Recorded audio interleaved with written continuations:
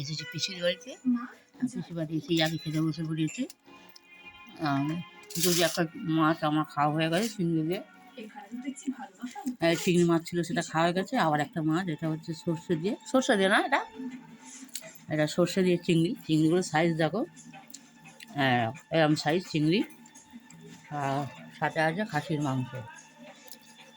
এই যাবো যখন ওরা এখন কেউ খেতে বসবে না, আমি খেয়ে নিই, কারণ আমি বেরোতে হবে আমাকে, যেহেতু আমার বাড়ি অনেক দূর, ওই জন্য কারণে আমি একটু আগেই আমাকে খেতে দিয়ে দিয়েছে।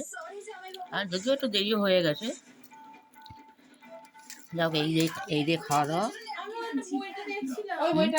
দেখতে পাচ্ছি খুব সুন্দর,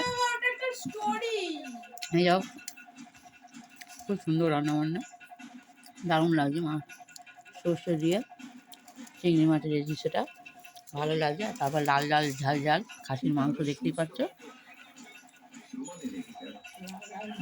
যাদের এরপর একটা দেখাচ্ছি তোমাদের,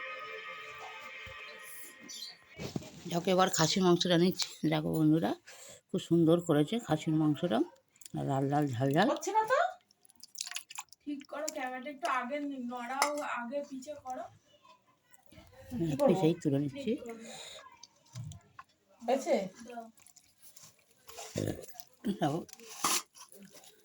দেখি খেয়ে দেখছি, আমরা বলি যে কেমন হয়েছে তরকারিটা।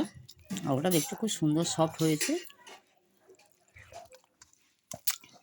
খুব সুন্দর তরকারি হয়েছে।